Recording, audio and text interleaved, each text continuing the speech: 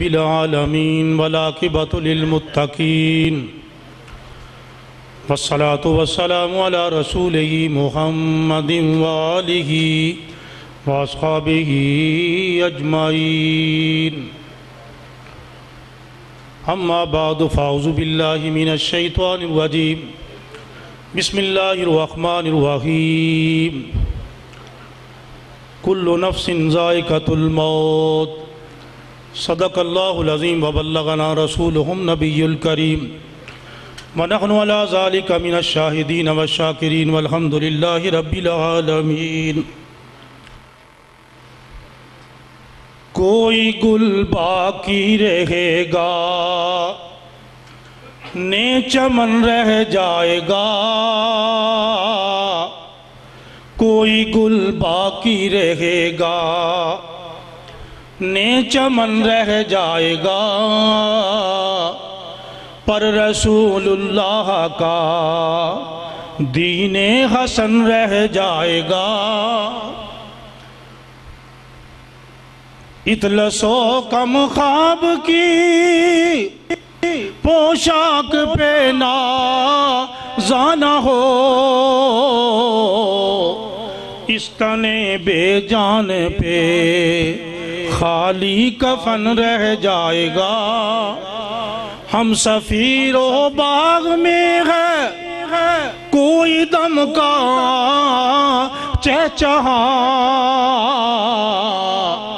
बुलबुलें उड़ जाएंगी सूना चमन रह जाएगा, बुलबुलें उड़ जाएंगी सूना चमन रह जाएगा।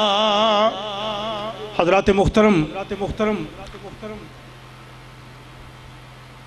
आज का ये एक यादगार प्रोग्राम जो ताज़ियत के हवाले से है, मेरे एक नहायत ही मुखलस दोस्त साथी जनाब ग़ुलाम साबिर निज़ामी मरहूमा मग़फ़ूर की याद में इनेकाद पजीर है। आपने मुझसे कबल मुख्तलिफ़ शोबा ज़िंदगी से तल्लक़ रखने वाले अहबाब की गुफ्तगू सुनी। हर शख्स ने बिरादरम ग़ुलाम साबिर निज़ामी के साथ अपने तल्लुकात, अपनी यादों का ज़िक्र किया, अपनी महफ़िलों का ज़िक्र किया। ग़ुलाम साबिर निज़ामी मुझे कहने में कोई बात नहीं है कि अपनी ज़ात में एक अंजुमन थे। मुख्तलिफ़ पैराए में गुफ्तगू लोगों ने की। ग़ुलाम साबिर निज़ामी का जितना ख़ानदान है ये मजहबी तौर पर हमारे साथ इनकी वाबस्तगी है।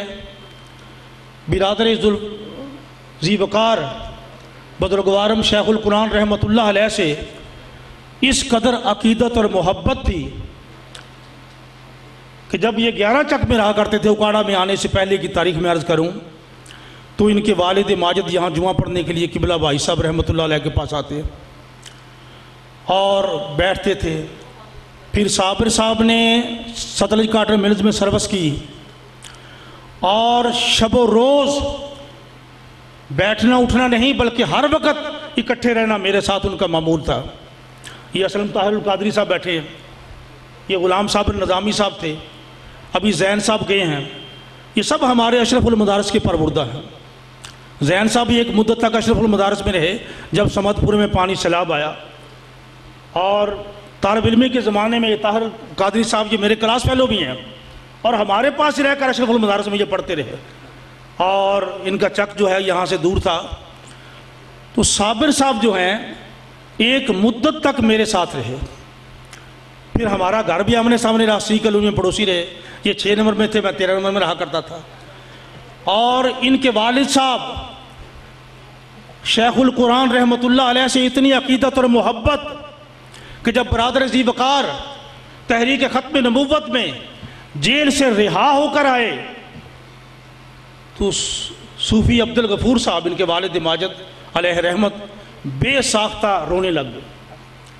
किबला भाई साहब रहमतुल्लाह ने इरशाद फरमाया कि सूफ़ी साहब, ग़ुलाम अली किसी दुनियावी जुर्म में जेल में नहीं गया था, इश्क़ मुस्तफ़ा की बदौलत जेल में गया था, इश्क़ रसूल की बदौलत गया था। और साबिर साहब की मैं शेखुल कुरान से अक़ीदत बताऊँ आपको, शायद कुछ लोग महसूस करें कि क्या कह रहे हैं। एक दफ़ा ईद का झगड़ा हुआ, चाँद की शहादतें नहीं मिल रही थी। लाहौर के करीब एक जगह वहाँ से शहादतें मिली। एक कॉलोनी के गेट पर खड़े थे, एक शख्स ने कहा जी ये मौलाना ग़ुलाम अली साहब ऐसे ही शहादतें ले लेते हैं। साबिर साहब सामने खड़े थे उसके। यकीन जानिए ग़ुलाम साबिर निज़ामी ने इतनी ज़ोर से उसके थप्पड़ मारा कि लोगों ने छुड़ाया उसको। ये इसके रसूल था, मोहब्बत रसूल थी। यहाँ आने वालों ने साबिर साहब को मुख्तलिफ ज़ावियों में बयान किया। मैं उसकी मोहब्बत रसूल बयान कर रहा हूँ। ये असलम साहब बैठे हैं, इन दोनों ने किबला भाई साहब रहमतुल्लाह अलैह से अर्ज़ की, बल्कि एक किताब दिखाई कि फ़लाँ शख्स ने मोजज़े, जो सूरज का मोजज़ा है, रद्द शम्स का मोजज़ा है, उसका इनकार किया है। तो आप इस पर एक रिसाला लिखें। किबला बरादर बुजुर्गवार शेखुल कुरान रहमतुल्लाह अलैह ने मोजज़ा रद्द शम्स पर एक रिसाला लिखा और उस रिसाले में इन दोनों के नाम हैं, असलम ताहिरुल कादरी और ग़ुलाम साबिर का नाम है, कि उनके बताने पर किबला भाई साहब ने आया कि मैं ये रिसाला जो है वो लिख रहा हूँ। और आपको पता है, अभी बताया लोगों ने कि अज़ीज़ ग़ुलाम साबिर का किन लोगों के साथ बैठना उठना था। लेकिन किबला भाई साहब रहमतुल्लाह अलैह ग़ुलाम साबिर के बारे में फरमाया करते थे कि ये शख्स बेअदब नहीं है, ये उलमा का और बुजुर्गान दीन का मुअद्दब है, अदब करने वाला है। और उसकी एक ज़िंदगी एक साथ हमारे साथ गुजरा। मेरे साथ उसने फ़ादल फ़ारसी का इम्तिहान दिया।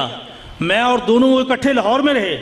हमारे बहनोई मजांग में रहा करते थे, उस मजांग की जामे मस्जिद में रहे। हम अशरफुल मदारस में इकट्ठे रहे। हर वक्त इकट्ठे बैठने उठना था, बल्कि इतना बैठना उठना था कि दरवाज़ा जब भी हमारे घर का खटका, अजीज़ फजलुर रहमान बैठे, इनकी वालदा ने कहना कि साबिर साहब होंगे। यानी इतना साथ था, इतनी रफाकत थी। बुजुर्गान दीन से उनका तल्लक वास्ता।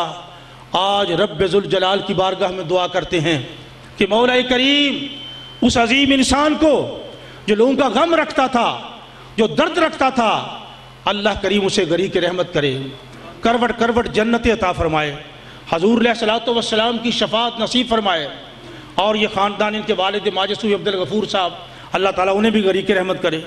ये अजीज़ अकरम निज़ामी साहब, ये भी मेरे शागिर्द हैं। और डॉक्टर प्रोफेसर अशरफ निज़ामी तो मेरा ख़ास शागिर्द है। एक मुद्दत तक मेरे पास अशरफ मदरसे में पढ़ता रहा। तो ये सारा घराना शेखुल कुरान रहमतुल्लाह अलैह से इनकी वाबस्तगी है, बुजुर्गान दीन से इनका तल्लक है। आप किसी जाविये से बयान करें, मैं इसी मजहबी जाविये से बयान करूँगा।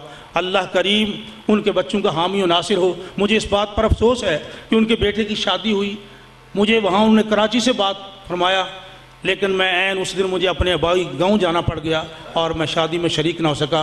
उसके बच्चों के लिए दुआएं हैं, हमारी उस बहन के लिए दुआएं हैं। अल्लाह उसको सेहत सलामती तंदुरुस्ती अता फरमाए और अपने बच्चों और बच्चियों की तरबियत करे। व आखिर दावाना अनिल हम्दुलिल्लाह रब्बिल आलमीन। इन हज़रात का ममनून हूँ कि उन्होंने मुझे इस ताज़ीती रेफरेंस में इजहार ख्याल की दावत दी। साबिर निज़ामी मरहूम से 5-6 साल पहले तक मुझे ये कहने में शर्मिंदगी महसूस होती है कि मैं उनके नाम से भी वाकिफ़ नहीं था।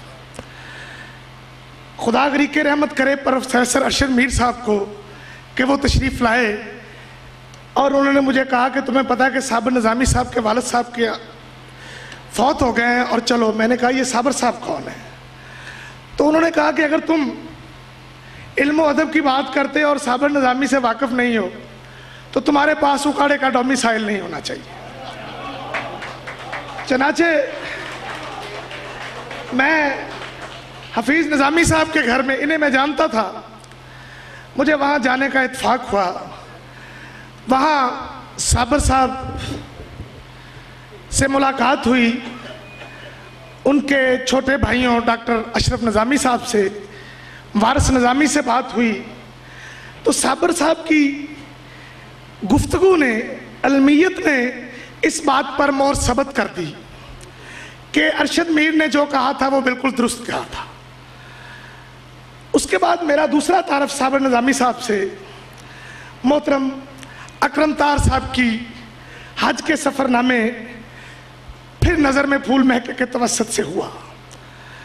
अकरम तार साहब ने अपनी किताब के दिबाचे में हशमत लोधी का, साबर निज़ामी का, असलम तारुल कादरी का जिस मोहब्बत से जिक्र किया, मैं ये सोचता हूँ कि पाकिस्तान में रहने वाले लोग भी इनकी दोस्ती से सबक सीख सकते हैं। हशमत लोधी का नज़रियात और ज़िंदगी गुजारने के हवाले से और अकरम ताहर साहब के नज़रियात में ज़मीन आसमान का फ़र्क बज़ाहिर महसूस होता है, मगर जितनी मोहब्बत से अकरम ताहर साहब ने असलम तारुल कादरी का, मैं फिर कहूँगा साबर निज़ामी का और हशमत लोधी का जिक्र किया, तो अगर मामलात में अनाए ना आए तो ज़िंदगी गुजारी जा सकती है। परवीन शाकर ने कहा था कि जीने की मोहलत कितनी कम मिलती है और मोहब्बत करने की इससे भी कम। ऐसी बदसूरत कुर्बत में दुश्मन से भी नफरत करना अय्याशी है। उकाड़ा के बाद साबर निज़ामी का दूसरा घर कराची था। आज कराची जल रहा है, तो वही अपने ज़ाती मफादात के लिए शीरो शक्कर होने वाले सियासतदान क्या कौम के लिए इकट्ठे नहीं हो सकते? मीडिया पर बात आती है, एएनपी के वाले दावा करते हैं कि 25 आदमी हमारे मर गए, एमक्यूएम बात करती है 35 आदमी हमारे मर गए, पीपल्स पार्टी के सीनियर वजीर साहब फरमाते हैं हमारे इतने आदमी मर गए। क्या कोई ये नहीं कह सकता कि कराची से पाकिस्तानियों का 125 जनाजा उठ गया है? ऐसे वक्त में हमारे पास साबर निज़ामी जैसे लोगों की गैर मौजूदगी एक कहतुर रजाल है। मैं उनके लिए यही कहूँगा कि ये मेरा शहर अजब 9 गज़ों की बस्ती है, यहाँ पे कब कोई किरदार से बड़ा हुआ है। ये मेरा शहर अजब 9 गज़ों की बस्ती है, यहाँ पे कब कोई किरदार से बड़ा हुआ है, किरदार से बड़ा हुआ है।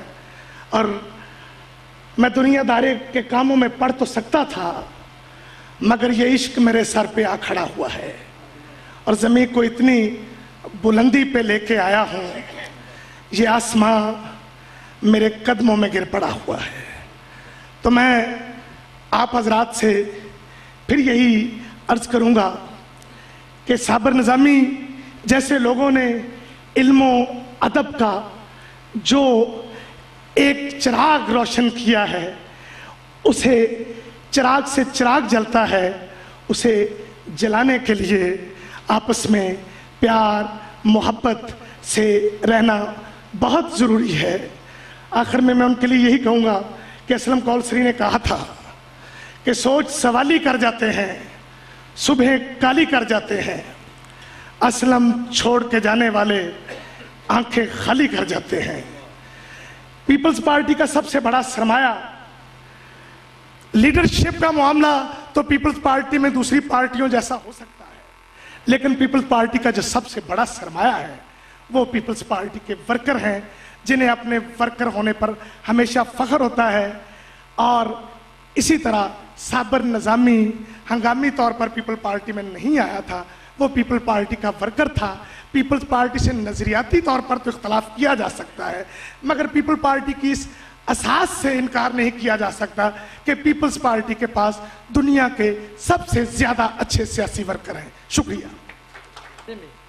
अपने जावियों के तरीके से उनके बारे में बताया है। वो मुदब्बिर थे, फलसफी थे, शायर थे, लेकिन उन्होंने कुछ ऐसे बातें थी जो बचपन से ताल्लुक़ रखती थी। मेरा उनसे वास्ता जो था सब लेके सन 61 से पैदा हुआ। हम दोनों उकाड़ा मिल के मुलाजम थे और वही हमारा ये शेर व शायरी के हवाले से राब्ता हुआ और यही राब्ता दोस्ती के सांचे में ढल गया। आज से कोई 2.5 साल पेशतर अजीज़ अकरम निज़ामी की रहायश गाह पर साहब निज़ामी से मेरी मुलाकात हुई। ये मुलाकात भी कई साल बाद हुई थी, क्योंकि रोज़गार के सिलसिले में वो कराची मुंतकिल हो गए थे और मैं उकाड़ा से लाहौर, फिर मुल्तान, फिर भाई फिर वगैरह पता नहीं कहाँ घूमना पड़ा। कौन जानता था कि मेरी साबिर से ये मुलाकात आखिरी मुलाकात है।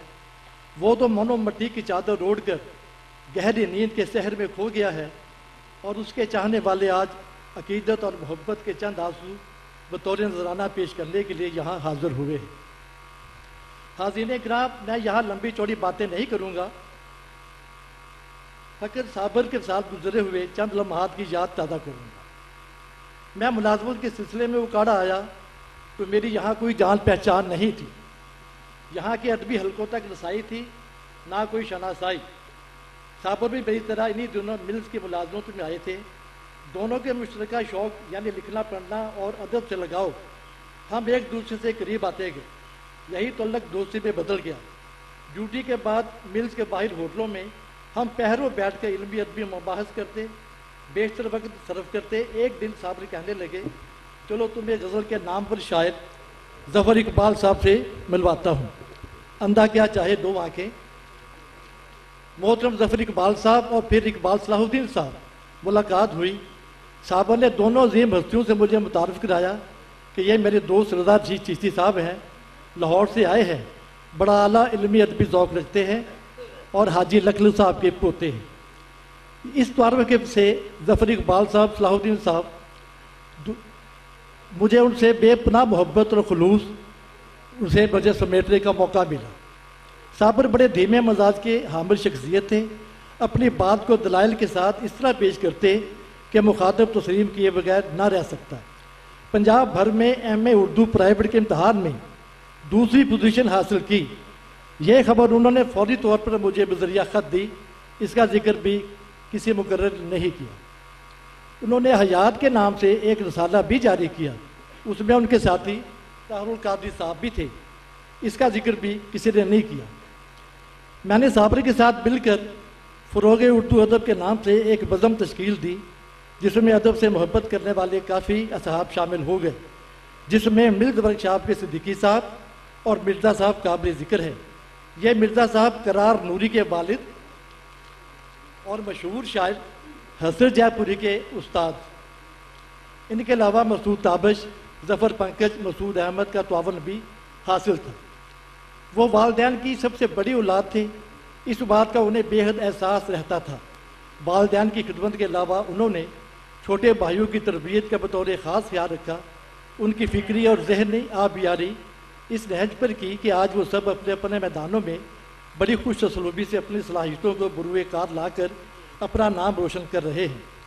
वारिस लंदन में सहावत के उफ़क़ पर अपना नाम रोशन किए हुए हैं। हफीज़ अहले उकाड़ा के नौरहालों के सीने इल्म की रोशनी से मुनव्वर कर रहे हैं। अकरम कानून की गुत्थियों को सुलझा रहे हैं। अशरफ द्वीप के मैदान में मायूस इंसानियत की खिदमत कर रहे हैं। इल्म अदब का सितारा उस वक्त में कहीं ज़रूर खो गया है, लेकिन उसके काम की रोशनी कम नहीं हो सकती। मैं जिस दिल से यहाँ आया हूँ कुछ मैं ही जानता हूँ। उकाड़ा दोस्तों से खाली होता जा रहा है। अदबी महाफिल तो आज भी यहाँ सजाई जाती हैं, जिनका अहवाल अखबारों में पढ़ता रहता हूँ। बड़ी खुशी होती है। साबर नहीं, ताबिश नहीं, कोई बात नहीं, जो है अल्लाह इन्हें कामयाबी अता फरमाए।